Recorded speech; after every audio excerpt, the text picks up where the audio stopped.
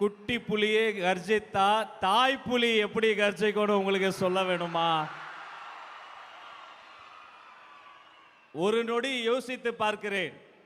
இதே திருச்சியில 1008 கெடுபிடிகளுக்கு நடுவே உங்களை பார்ப்பதற்காக ஓடோடி வந்து நின்று அன்று உங்க அண்ணனா உங்க தம்பியா நம்ம தளபதியா மக்கள் விரும்பும் வேட்பாளரா வந்த மனிதர் எடுத்த சபதம் முடித்து, இது பதவி கிடையாது, பொறுப்பு. பொறுப்புக்கு வந்த ஒவ்வொரு நாளும் தாய்மார்களுக்கும் தமிழுக்கும் முதலிடம் கொடுத்து இதோ உங்கள் முன்னால் உரையாற்ற வருகிறார் மாண்புமிகு தமிழ்நாடு முதலமைச்சர் அண்ணன் தளபதி சி ஜோசப் விஜய் அவர்கள்.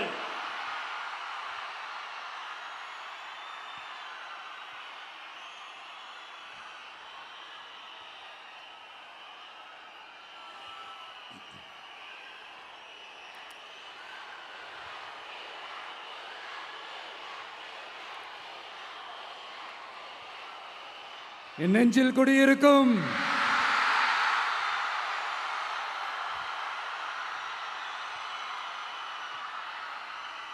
தமிழக மக்கள் உங்கள் அனைவருக்கும் என்னுடைய வணக்கமும் என்னுடைய நன்றிகளும். குறிப்பா திருச்சி கிழக்கு தொகுதி மக்கள் உங்கள் அனைவருக்கும் என்னுடைய ஸ்பெஷல் வணக்கமும் ஸ்பெஷல் நன்றிகளும். இதை நான் ஏன் இப்படி சொல்கிறேன்னா, என்னை இப்போ பெரம்பூர் தொகுதி எம்எல்ஏன்னு தான் சொல்லுவாங்க. பட் ஆனால் அது எலெக்ஷன் கமிஷனோட அந்த சட்ட விதிகளுக்கு மட்டும்தான் அப்படி. ஆனால் என்னை பொறுத்த வரைக்கும், தமிழ்நாட்டை பொறுத்த வரைக்கும், தமிழ்நாட்டுக்கு எப்படி திருச்சி ஒரு இதயம் மாதிரியோ, அந்த மாதிரி என்னோட இதயத்துக்கு திருச்சி கிழக்கு தொகுதி மக்களும் ரொம்ப ரொம்ப ரொம்ப க்ளோஸ் தான். அதுல எந்த மாற்றமும் கிடையாது. சரிங்களா?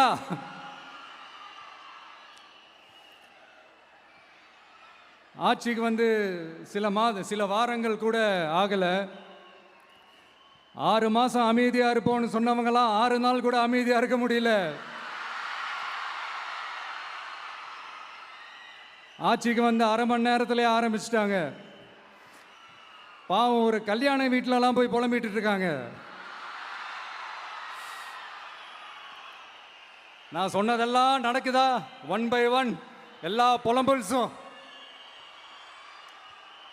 அது மாதிரி இத்தனை வருஷமா மாத்தி மாத்தி உங்களை ஏமாத்திக்கிட்டு இருந்த இந்த 2 பேரையும் வேண்டாம்னு சொல்லி ஒதுக்கிட்டு உங்களுக்காக உண்மையா உழைக்க வந்த உங்க விஜய, உங்க அண்ணனை, உங்க தம்பிய முதல் அமைச்சரா இல்ல முதல் சேவகனா ஆக்கியிருக்கிறீங்க. தலை வணங்கி ஒட்டுமொத்த தமிழக மக்களுக்கும் இந்த நேரத்தில் என்னுடைய நன்றியை தெரிவிச்சுக்கிறேன். இந்த நேரத்தில் எங்களுக்கு ஆதரவு தெரிவித்த அத்தனை இயக்கங்களுக்கும் அத்தனை இயக்கத்தின் தலைவர்களுக்கும் மீண்டும் என்னுடைய நன்றியை தெரிவிச்சுக்கிறேன்.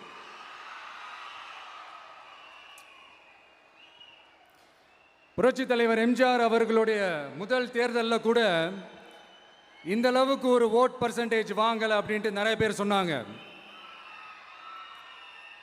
ஆனால் நீங்கள் டிவி கேட்க அவ்வளோ நீங்கள் ஆதரிச்சிருக்கிறீங்க. நான் எம்ஜிஆர் அவர்களோடலாம் நான் கம்பேர் பண்ணல. எம்ஜிஆர் தான். ஆனால் நாம பெரியார், அண்ணா, எம்ஜிஆர் அவர்கள் வழியில் ஒரு அன்பா உழைக்க வந்த உங்க விஜய், அவ்வளவுதான். 1977 நீங்க போடாத ஓட்டை 2026 நீங்க போட்டிருக்கிறீங்க. என்ன ஒண்ணு, இன்னும் கொஞ்சம் அதிகமா ஆதரிச்சிருந்தீங்கன்னா கொஞ்சம் நல்லா வந்திருக்கும். பட் பரவாயில்ல, ஃபியூச்சர்ல வரப்போற எல்லா தேர்தலையும் உங்களுடைய முழு சப்போர்ட்டை என்னால் வாங்க முடியுன்ற அந்த ஒரு நம்பிக்கை இப்போ என் மனசுல ரொம்ப ஆழமா பதிஞ்சிருக்கு. ஏன்னா நீங்க அமைச்சு கொடுத்திருக்கிற இந்த ஆட்சியில எல்லா நன்மைகளையும் நீங்க கண்கூடா பார்க்க தான் போறீங்க அப்படின்ற அந்த கான்ஃபிடன்ஸும் இப்போ என் மனசுல ரொம்ப ஆழமா பதிஞ்சிருக்கு. யார் எந்த நிலைமைக்கு எந்த பொசிஷனில் போனாலும் இந்த கிண்டலும் கேலியுமா பேசுறது இருக்கத்தானே செய்யும். நம்மளை பற்றி, நம்ம அரசியலை பற்றி, நம்ம பேச்சை பற்றி இந்த கிண்டலும் கேலியுமா பேசிட்டு தானே இருப்பாங்க. அவங்க எல்லாருக்குமே என் சைட்லேருந்து ஒரே ஒரு ரிக்வெஸ்ட், தயவு செஞ்சு நிப்பாட்டிடாதீங்க. தயவு செஞ்சு கண்டினியூ பண்ணுங்க. நீங்க தான் என்னோட எனர்ஜி ஃபோர்ஸ். நீங்க பேசிக்கிட்டே இருங்க, பேசிக்கிட்டே இருங்க, பேசிக்கிட்டே இருங்க. நான் மக்களுக்கு தேவையான நல்லதை செஞ்சுக்கிட்டே இருக்கேன், செஞ்சுக்கிட்டே இருக்கேன், செஞ்சுக்கிட்டே இருப்பேன். அடுத்து இப்போ நம்ம புதுசாக அந்த சூட்லாம் போட்டு வரோம்ல, அதை பற்றி கூட நிறைய பேர், ஏன் நாமெல்லாம் கோட் சூட்லாம் போடக்கூடாதா? அதிகாரம் செய்கிறவங்களும் ஆதிக்க சக்திகளும் மட்டும்தான் கோட் சூட்லாம் போடணுமா என்ன? அப்பெல்லாம் எதுவுமே கிடையாது. நான் என்ன கலர் கலராக போட்டு வரேன், ரெண்டே கலர், நம்ம எல்லாரும் மனசு மாதிரியே பிளாக் அண்ட் ஒயிட். எல்லாத்திலையும் பிளாக் அண்ட் ஒயிட்டா இந்த விஜய் இருப்பான் அப்படின்னு காட்டுறதுக்கு தான் அந்த கலர்.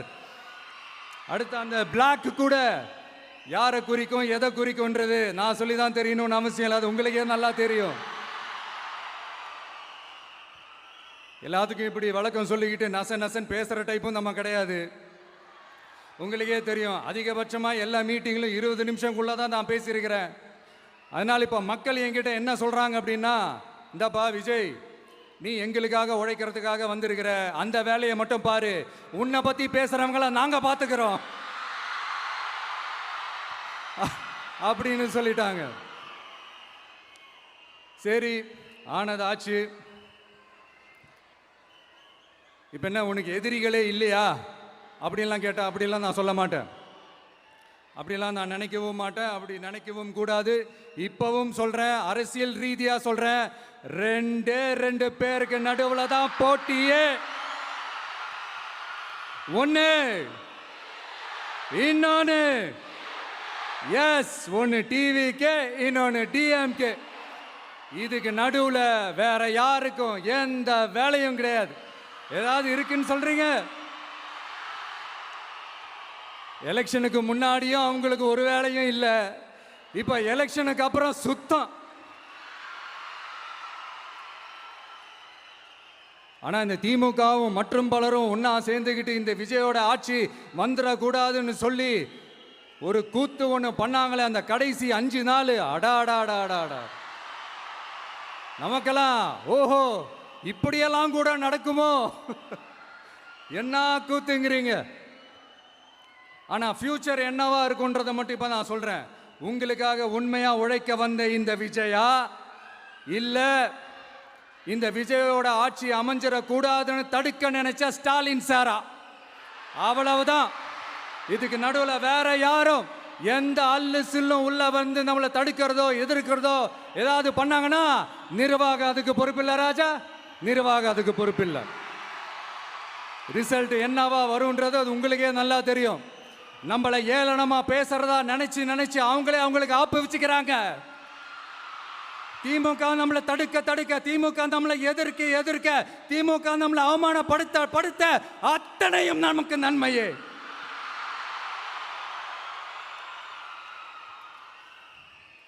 ஒன்று கவனிச்சிங்களா மக்களே, நம்ம ஆட்சிக்கு வந்ததுக்கு அப்புறம் ஒரு விஷயம் ஒன்று நடந்துகிட்டு இருக்கு.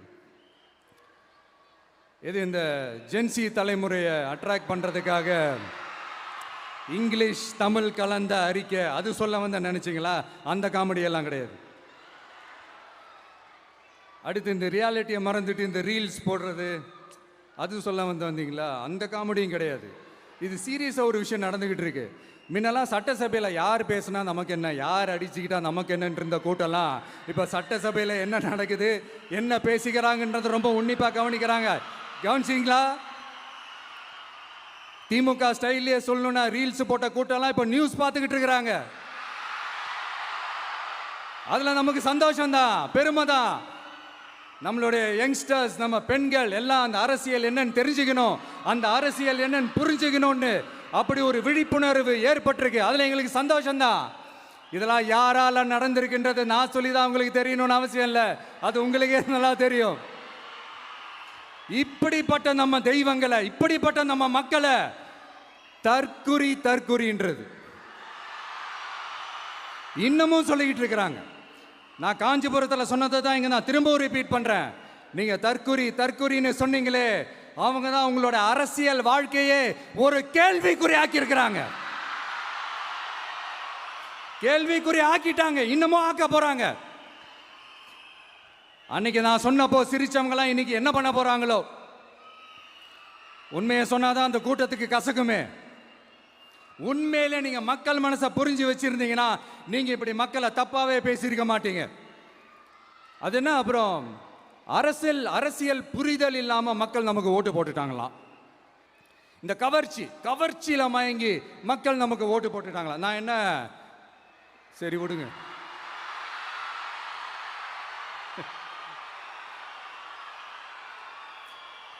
மக்கள் அவங்களுக்கு ஓட்டு போட்டா அந்த மக்கள் நல்லவங்களாம், அதே மக்கள் நமக்கு ஓட்டு போட்டா அந்த மக்கள் கெட்டவங்களா, தற்குறியா. இதே மக்கள் தான் இத்தனை வருஷமா உங்களுக்கு ஓட்டு போட்டுட்டு இருந்தாங்க. உங்களுக்கு மட்டும் என்ன, வேற ஏதாவது பிளானட்ல இருந்து குதிச்சு ஓட்டு போட்டு போனாங்களா? தற்குறியாமா, தற்குறி நல்லா வருது, வேணான்னு பாக்குறேன். எங்க அண்ணன் விஜயகாந்த் அண்ணன் சொல்ற மாதிரி, அண்ணா அவர்கள் ஆரம்பிச்ச கட்சியை ஒரு அடிமை கூடாரமா ஆக்குனது யாருங்க சார்? இப்படியெல்லாம் ஆக்கிட்டு உண்மையை சொல்லு உடன்பிறப்பேவா. உங்களோட அந்த உண்மையான உடன்பிறப்புக்கெல்லாம் என்ன சொல்றாங்க தெரியுமா சார்? திமுக இப்படி ஆனதுக்கு காரணம், அந்த காரணத்தை வெளியிலலாம் போய் தேடாதீங்க, உங்க குடும்பத்துக்குள்ளேயே கேளுங்கிறாங்க. உங்களுக்காக மாடா உழைச்சி தேஞ்சு போய் கிடக்கிறோம். திமுக இப்படி ஆனதுக்கு காரணம் உழைக்காம சொகுசா இருக்கிற உங்க குடும்பத்துக்குள்ளேயே போய் கேளுங்கிறாங்க. ஒவ்வொரு திமுக தொண்டனும் அதை சொல்றாங்க. அதை புரிஞ்சிக்காம நம்மளையும் நம்ம மக்களையும் தப்பா பேசிக்கிட்டு, நீங்க மக்களை தப்பா பேசுனீங்கன்னா இந்த விஜய் வந்து கேள்வி கேட்பான், சும்மா இருக்க மாட்டான். இந்த விஜயும் தமிழ்நாட்டு மக்களும் வேறு இல்லை. இந்த விஜய் தான் தமிழ்நாட்டு மக்களோட ஒரு உண்மையான ஒரே பிரதிநிதி. இது இன்னைக்கும் சரி, நாளைக்கும் சரி, நாளன்னைக்கும் சரி, இதுதான் நிஜம். மறுபடியும் சொல்றேன், நமக்கும் மக்களுக்கும் இடையே இருக்கிற இந்த பூர்வ ஜென்ம பந்தத்தை, அந்த உறவை ஏதோ இந்த சதிகள் சூழ்ச்சிகள் பண்ணி யாராலையும் எதுவும் கெடுக்கவே முடியாது. கெடுக்க ட்ரை பண்ணீங்க. நம்ம ஆட்சிக்கெல்லாம் வரதுக்கு முன்னாடி என்ன சதிகள், என்ன சூழ்ச்சிகள், என்னென்னலாம் பண்ணி எப்படியெல்லாம் தடுத்துடலான்னு. ஆனால் இப்போ ஆட்சிக்கு வந்த இந்த சாமானிய மக்கள் ஆட்சியை நீங்கள் இந்த எதிர்கட்சியாக இருக்கும் போது ஒன்று யூஸ் பண்ணுவீங்களே, இந்த பழைய டெக்னிக்கு, அதெல்லாம் யூஸ் பண்ணி நம்மளையும் மக்களையும் பிரிச்சலாம்னு நினச்சிங்கன்னா அது ஒரு காலம் நடக்காது. மக்கள்லாம் ரொம்ப தெளிவாயிட்டாங்க சார், ரொம்ப தெளிவாயிட்டாங்க. அதனால ஒரு ஆக்கப்பூர்வமான ஒரு எதிர்கட்சியாக செயல்பட்டு மக்கள் மனசை வெல்ல பாருங்க. இந்த கடைசி லாஸ்ட் 1 மந்த்தா நடந்த ஒரு சில விஷயங்கள் உங்ககிட்ட நான் ஷேர் பண்ணணும்னு ஆசைப்படுறேன். இந்த 200 யூனிட் மின்சாரம், கட்டணமில்லா மின்சாரம் அறிவிச்சோம். அதில் ஆல்ரெடி இருந்த 100 யூனிட் திமுக கொடுத்தது கிடையாது. மேடம் ஜெயலலிதா மேடம் இருந்தப்போ செஞ்சுட்டு போனது. ஸ்டாலின் சார் பதவி போன அந்த கடுப்பில் அறிக்கையா விட்டு தள்ளிக்கிட்டு இருக்கிறாரு. என்ன பண்ணீங்க உங்களுடைய ஆட்சியில்? மக்கள் பணத்தை, டாஸ்மாக்ல இருந்து அடிச்ச அந்த பணத்தை, ஊழல் செஞ்ச அந்த ஃபைலை க்ளோஸ் பண்றதுக்கு அலைஞ்சீங்க. ஆனா இந்த விஜய் மக்களுக்கு தொந்தரவா இருக்கிற அதே டாஸ்மாக க்ளோஸ் பண்ணா. விவசாயிகளோட அந்த கடனை தள்ளுபடி மேக்சிமம் இந்த 1 மந்த்ல என்ன செய்ய முடியுமோ அதை செஞ்சான். நீங்க தான் அந்த நிதி சம்பந்தமா இருக்கிற எல்லா கேட்டையும் லாக் பண்ணி வச்சுட்டு போயிருக்கிறீங்க. அதை சரி செய்ய வேணாமா? அதை ஒழுங்குபடுத்த வேணாமா?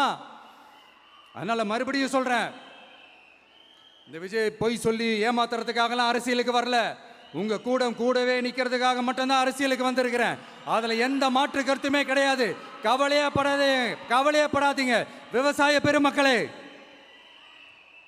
அடுத்து இந்த சட்டம் ஒழுங்கு, அது சரியில்லை இது சரியில்லைன்னு சொல்லி திமுகவும் மற்றும் பலரும் மாறி கூவுறீங்க.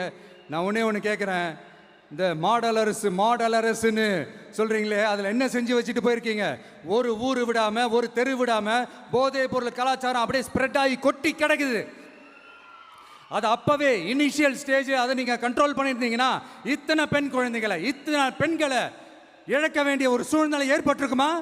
எல்லாத்தையும் பண்ணிட்டு பழிய தூக்கி ஏன் மேல போடுறாங்க. நீங்க என்ன பழி நம்ம மேல போட்டாலும் மக்கள் நிம்மதியா வாழக்கூடிய அந்த செயலை கண்டிப்பா இந்த விஜய் செஞ்சு தான் காட்டுவான். அதுக்காக தான் எஃபிஷியன்டான போலீஸ் ஆஃபீஸர்ஸ் நான் அப்பாயிண்ட் பண்ணியிருக்கிறேன். எஃபிஷியன்டான அந்த போலீஸ் ஆஃபீஸர்ஸ் டீம் நான் அப்பாயிண்ட் பண்ணியிருக்கிறேன். பெண்கள் பாதுகாப்பான அந்த சிங்க பெண் காவல் படை நெக்ஸ்ட் வீக் அதை இனாகரேட் பண்ண போறோம். தப்பு செஞ்சவங்களுக்கான தண்டனை, அதுக்கான சார்ஜ் ஷீட் எல்லாமே ரொம்ப ஃபாஸ்டா, ரொம்ப ஸ்பீடா செய்யறதுக்கான அந்த வேலையை செய்ய சொல்லி இருக்கிறோம். கோர்ட்ல கூட தப்பு செஞ்சவங்களுக்கான அந்த கடுமையான தண்டனை வாங்கி கொடுக்கறதுக்கான அந்த வேலையையும் ரொம்ப சீக்கிரமா செய்ய சொல்லி இருக்கிறோம். அதனால நீங்க என்ன பழி நம்ம மேல போட்டாலும் உண்மையா உறுதியா மக்களுக்கு தேவையான எல்லா விஷயங்களையும் இந்த விஜய் செஞ்சு தான் காட்டுவான். இப்படியெல்லாம் நம்ம சொல்றதுனால இவங்க என்ன சொல்லுவாங்க தெரியுமா? அவங்க தான் ஆட்சியிலே இல்லையே, அப்புறம் ஏங்க அவங்கள குறை சொல்றீங்க அப்படின்னு கேட்பாங்க. வேரில் வெந்நியை ஊற்றிட்டு போனவங்கள வெளிச்சம் போட்டு காட்டாமல் பின்ன வேற என்ன சொல்லுவாங்க? இதெல்லாம் மக்கள்கிட்ட நம்ம தெளிவாக எடுத்து சொல்லணும் இல்லையா? அதுக்காக தான் இதெல்லாம் சொல்லிட்டு இருக்கிறேன். நம்ம மக்களுக்காக இவ்வளோ வேலை பார்க்குறோம், ஆனால் இவங்க அதையெல்லாம் விட்டுட்டு குதிரை பேரம் பண்ணுறாரு, அது பண்ணுறாரு, இது பண்ணுறாருன்னு சொல்லிட்டு தப்பாக கதையெல்லாம் அடித்து விட்டுக்கிட்டு இந்த தீய சக்தியும் தீந்து போன சக்தியும் அதாங்க திமுகவும் மற்றும் பலரும் ஒன்னா சேர்ந்துக்கிட்டு திருட்டுத்தனமா யாருக்கும் தெரியாம ஒரு ஓரமா மூலையில உட்கார்ந்துட்டு பேரம் பேசி கூட்டு சேர்ந்து ஆட்சி அமைச்சு கொள்ளையடிக்க திட்டம் போட்டாங்க. அது ஏன் தெரியுமா? உங்களோட இந்த டிவிக்கு ஆட்சி அமைஞ்சா அவங்க பொழப்பே போயிடும். அந்த கொள்ளையடிக்கிறது, லஞ்சம், ஊழல் எல்லாமே கத்தம் கத்தம். அதான் இந்த காரணம். அடுத்து ஸ்டாலின் சார், திமுக வந்து இப்போ தீய சக்தி மட்டும் இல்ல, மக்களை விட்டு ரொம்ப தூரமா போன தூர சக்தி, ஓர சக்தி, கோர சக்தி, பார சக்தி. நீங்க எப்போ இந்த தீந்து போன சக்தியோட நீங்க கூட்டு சேர்ந்துக்கிட்டு ஆட்சி அமைக்கணும்னு நினைச்சீங்களோ அப்பவே இந்த திமுக தூர்த்து போன சக்தியாகவும் ஆயிடுச்சு. நீங்களாம் நம்மளை பத்தி அவதூறு பேசலாமா சார்? இது நியாயமா?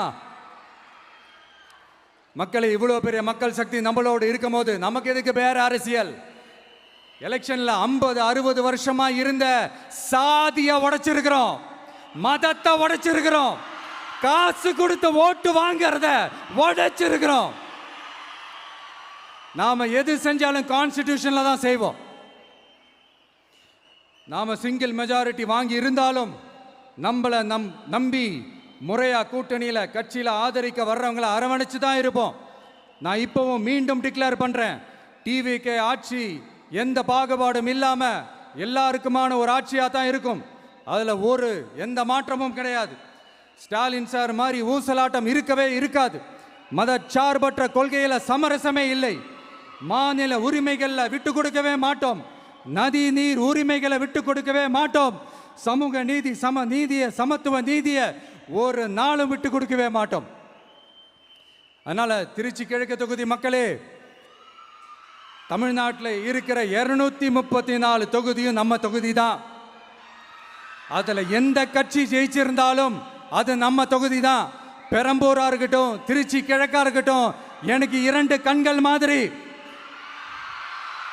அதுலயும் திருச்சி கிழக்கு என் செல்லப்புள்ள மாதிரி.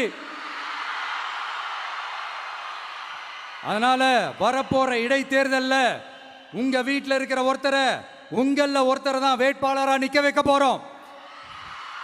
நீங்க எப்படி இந்த விஜய்க்கு ஆதரவு கொடுத்து ஓட்டு போட்டு ஜெயிக்க வச்சீங்களோ அதே மாதிரி வரப்போற இடைத்தேர்தல்ல உங்களுடைய அந்த வேட்பாளரையும் ஜெயிக்க வைப்பீங்கன்ற அந்த ஒரு நம்பிக்கை நான் முழுமையாக தான் நம்புறேன். உங்களுக்காக உழைக்க வந்திருக்கிறேன். உங்களுக்காக எல்லா விஷயத்தையும் நான் பார்த்து செய்வேன். ஊழல் இல்லாத லஞ்சம் இல்லாத ஒரு ஆட்சியை நான் கொடுப்பேன். I understand. ஒரே நாள் அது நடக்காததான், அது மேஜிக் இல்லை. பட் ஒரு நாள் அதை நான் நடக்க வைப்பேன். எனக்கு இப்போ வேற எந்த வேலையும் இல்லை உங்களுக்காக உழைக்கிறத தவிர. என் கடன் இனி என் மக்களுக்கு பணி செய்து கிடைப்பதே. மீண்டும் என்னை ஜெயிக்க வச்ச தமிழக மக்களுக்கும் திருச்சி கிழக்கு தொகுதி மக்களுக்கும் மீண்டும் என்னுடைய நன்றியை தெரிவிச்சுக்கிட்டு கான்ஃபிடென்ட்டா இருங்க, நல்லதே நடக்கும், வெற்றி நிச்சயம். மீண்டும் சந்திக்கும் வரை நன்றி, வணக்கம்.